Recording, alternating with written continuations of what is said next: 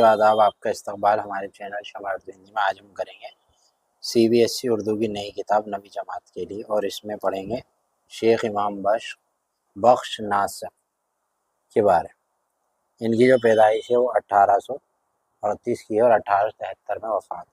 ناسخ کی پیدائش لکھنؤ میں، ان کی خاندانی حالت کے بارے میں زیادہ نہیں معلوم، لیکن اتنا معلوم ہے کہ کسی امیر آدمی نے ان کو گود لے کر پالا۔ علم و ادب کے علاوہ فن سیاح گری میں بھی ناسخ بہت ماہر تھے، لیکن وہ ان چیزوں کے علاوہ اپنی استادی سے زیادہ شہرت یافتہ ہوئے۔ انہوں نے اردو زبان اور فن میں بہت سی اصلاحی رائج کی۔ زمانے کی حالت سے ناسخ مجبور ہو کر لکھنؤ کے کئی بار باہر گئے، لیکن آخری عمر میں لکھنؤ میں بڑی عزت اور شہرت سے بسے۔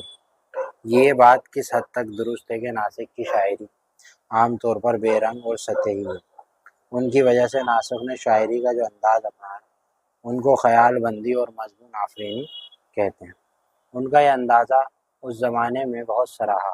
اسی وجہ سے ممکن ہے کہ غالب نے بھی انداز تھوڑا بہت قبول کیا۔ ناسخ نے اور پھونڈی بات میں فرق نہ کر سکتے، اسی لیے ان کا کلام بے مزہ معلوم ہے۔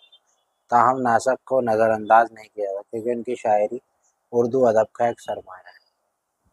ان کی شاعری غزل جو ہے اس کے مشکل الفاظ ہیں۔ پری خوان کسی عمل کے ذریعے پریوں کو بنا، تسخیر، تعویذ، نقش اور بعض دعاؤں پر بات کرنا۔ دلا اے دل، تشریح ہے کہ شاعر نے کسی ایسے شخص سے کہہ رہا ہے جو اپنے اندر عمل کی طاقت رکھتا اور اس طاقت کو کام میں لا کر پریوں پر قابو پا لے گا۔